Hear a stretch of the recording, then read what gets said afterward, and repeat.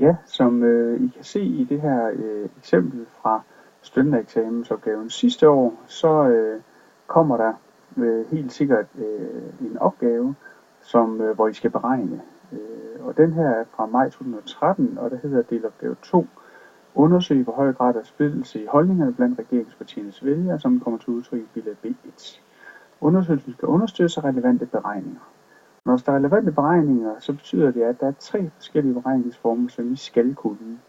Det er enten indeks, det er procentvise andele, eller det er procentvis stigning. Og i det følgende Excel-ark, der vil jeg så lige prøve at vise jer de her 3 beregningsformer. Og hvis I har den her tabel, det er de faste priser, milliarder euro år 2000. Så kan man sige, at den første beregningsform, det er indekstal. Og den bruger man typisk, når der er meget stor forskel mellem de absolutte tal. Det vil sige, når vi nu kigger på den her tabel, så kan det være meget vanskeligt at få et overblik over, hvordan har den her udvikling egentlig været, fordi udgangspunkterne er så forskellige. Når man laver indeks, så laver man simpelthen et basisår. Man laver tallene om til det samme udgangspunkt, det der hedder indeks 100 i år 1999. Det vil sige, at alle tallene i rækkerne reduceres i og for sig i forhold til det her basisår. Det vil sige, at man sætter det i forhold til 1999, og så ser man simpelthen, hvordan udviklingen har været. Hvis vi prøver at tage den her, så kopierer man simpelthen bare tabellen ned, markerer med cursoren, siger Ctrl C, og så sætter man simpelthen tabellen ind nedenunder hernede. Og når man har gjort det, nu zoomer jeg lige lidt, så vi kan se begge tabeller her. Men så renser man simpelthen den nederste tabel, det vil sige, at man markerer alle tal i tabellen og siger delete. Og når man har gjort det, så kan I så kigge herud til højre, der står omregnet til indekstal, og så står der så, at man skal sætte cursoren i 1999 og sige lig med. Det gør man for simpelthen at aktivere Excel ved at sige lig med. Det man så gør, det er simpelthen, at man går herop i den øverste tabel, markerer tallet 1999, siger dividend med 1999, samme tal og gange med 100. Sådan her. Det er jo simpelthen fordi, at vi siger, at vi hele tiden skal i forhold til 1999, og det kræver så, at for at man hele tiden sætter det i forhold til samme basisår, at man skal sætte et dollartegn ind. Dollartegn, det kan vi sætte ind i kolonne B. Det vil sige, at her, når vi siger dividend med B6, så hvis vi sætter et dollartegn ind her foran B, så betyder det simpelthen, at hver gang, at vi trækker cursoren hen, så kan vi sige tallet foran, det vil sige tælleren, C6 divideret med B6 gange 100, det vil sige, at det er hele tiden divideret med det tal, der står i 1999. Lad os prøve at sige enter her. Så står der 100 i den her. Hvis man nu tager fat i det lille højre hjørne hernede, og så trækker den hen. Bare trækker et felt hen. Så kan vi se, at nu ændres. Prøv at markere det felt her. Så kan vi se op i formen, her der ændres. C6, mens at det her dollartegn, det gør, at vi bliver med divideret med det, der står i kolonne. Så kan vi altså se, at tallet er 6% fra 1999 til år 2000.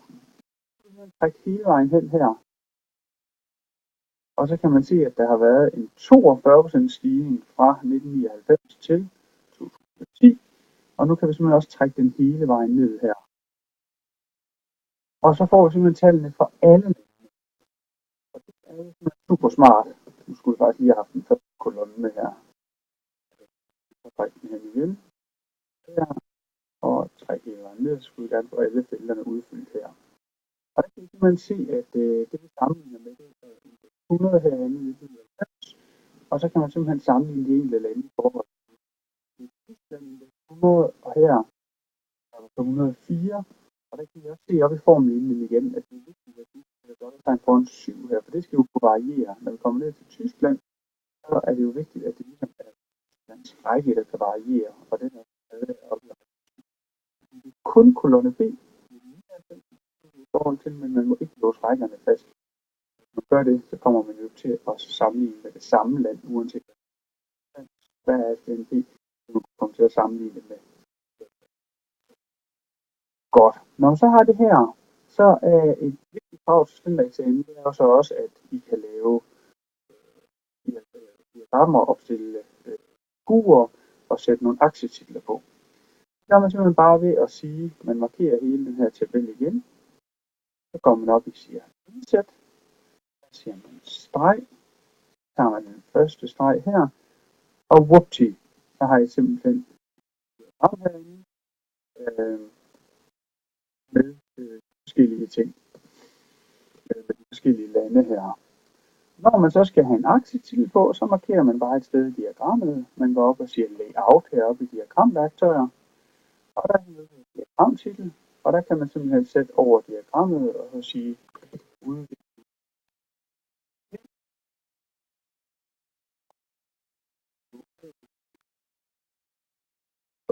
Finde en titel, der passer til de tal, man har. Så skal vi have aktietitler på. Aktietitler står heroppe. Vi vil gerne have sat noget på den primære vandrette akse. Det vil vi gerne sat år under, så man kan se, at det er år, der er hernede. Så går vi op igen. Aktietitler på den lodrette akse. Og den vil vi gerne have en vandret som regel pænest. Og herude er indeks. Og det var vigtigt, at det ligesom er måling, det vi har, det er indeks. Og der kan I så se nu her, der starter de alle sammen i indeks 100, og så kan man simpelthen sammenligne landene.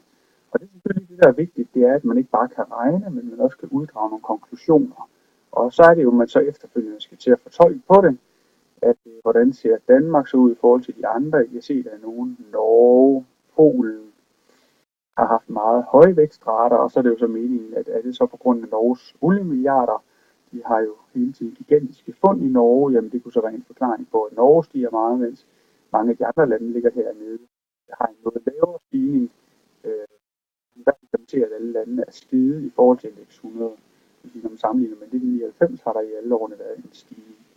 Sådan et diagram her vil faktisk være godkendt til at studentereksamensopgave. Man kan simpelthen lave de her beregninger og sætte det her ind, og så er kravene faktisk opfyldt til indeks.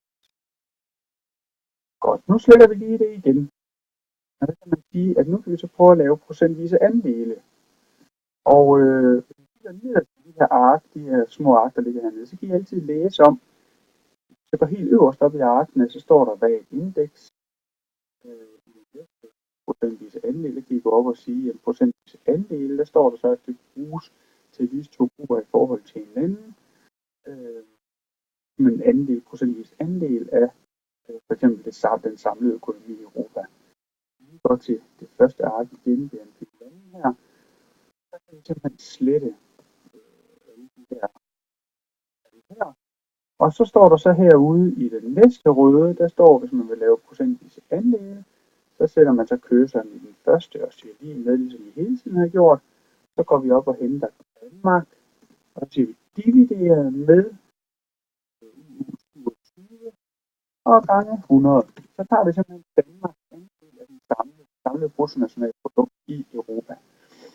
Nu er det sådan, at nu vil vi gerne sætte ind i dollartegn, og det vil vi jo fordi, at vi hele tiden skal se det i forhold til EU 27. Det vil sige, at det er hele tiden den her række 14 heroppe, vi kan se det i forhold til. Og så kan man sætte et dollartegn foran 14 her, og så siger man lige med. Det vil sige, at Danmark udgør i 1999 2% af EU 27's samlede BNP. Igen vil vi trække cursoren hele vejen hen og hele vejen ned. Grunden til, at vi kan gøre det, er simpelthen på grund af vores formel her, at man uanset hvor vi står henne, så sammenligner vi simpelthen det pågældende år med række 14. Det er meget vigtigt her, at man ikke låser kolonne B fast. Vi vil gerne lade kolonnerne variere herhen herop, fordi at år 2000 skal selvfølgelig sammenlignes med EU's BNP i år 2000. Det var i 2001 skal sammenlignes med EU's BNP i år 2001. Man kan ikke lade kolonnerne fast, man kan kun trække den fast det hele tiden, den her sammenligning. Og igen er så proceduren fuldstændig samme. Man kan lave en figur, markere hele tabellen med overskrifter. Man går op igen og siger indsæt i en streg, tager den første og den bedste her. Og så har vi igen vores figur. Den ene finurlighed, det er, nu kommer EU 27 og euroområdet jo ind og ligger heroppe øverst. Og det er jo lidt forvirrende. Det giver jo ikke rigtig mening at sige, at stor en andel udgør EU 27 af hele EU 27. Det udgør selvfølgelig 100%. Det giver lidt større mening at sige, at euroområdet udgør cirka, hvad står der her, 75% af hele EU 27. Men det kan også godt være, at man vil fjerne den bare for at have de enkelte landes andel af EU 27. Det kan man så gøre ved simpelthen at højreklikke på grafen, og så sige, vælg data herinde. Så kan man gå ind, og så kan vi simpelthen sige, at vi vil gerne have en 27, fjern, der. Vi vil også gerne have en euroområde, så siger vi fjern. Og så lige pludselig, så bliver grafen helt anderledes. Nu kan I se, at selve begivenelserne på y-aksen herude, den ændrer sig. Nu skal vi kun op til 25%. Og igen, så kan vi artikler på ved at sige layout, ramtitel, over her, og så kan vi så sige andel af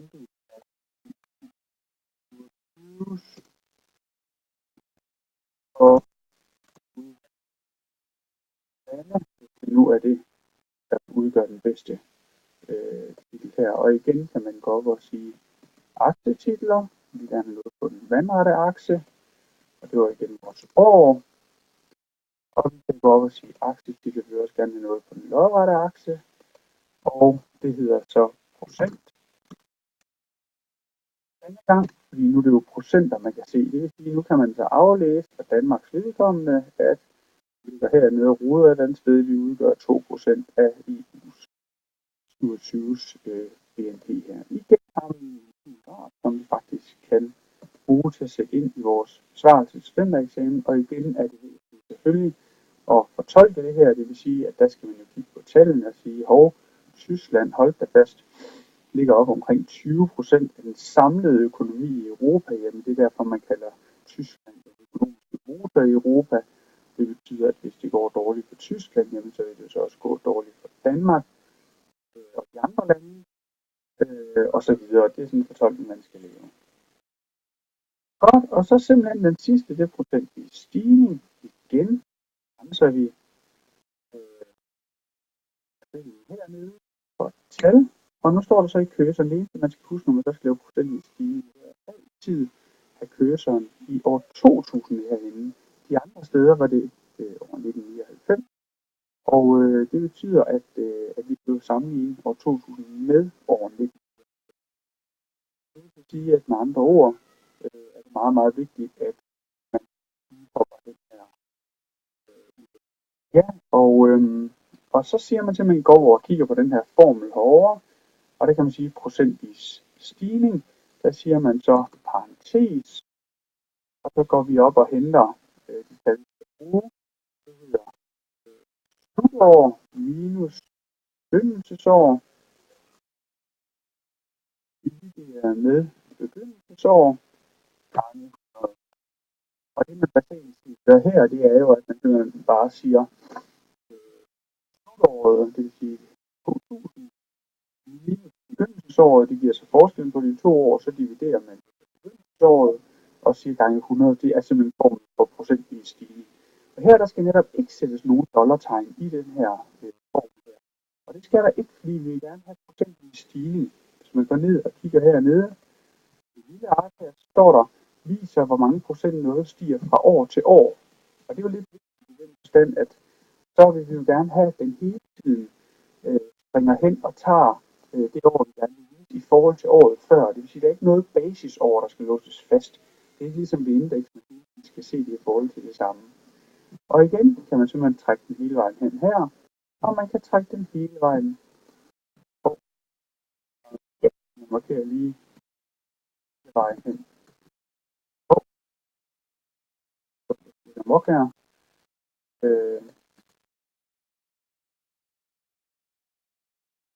Sådan her, og så tager man så fat i hjørnet igen, og så trækker man ned. Og så ser man simpelthen alle tallene igen. Og nu kan I indsætte fuldstændig det samme diagram, som vi har gjort de andre gange, og det er simpelthen kravet til beregning.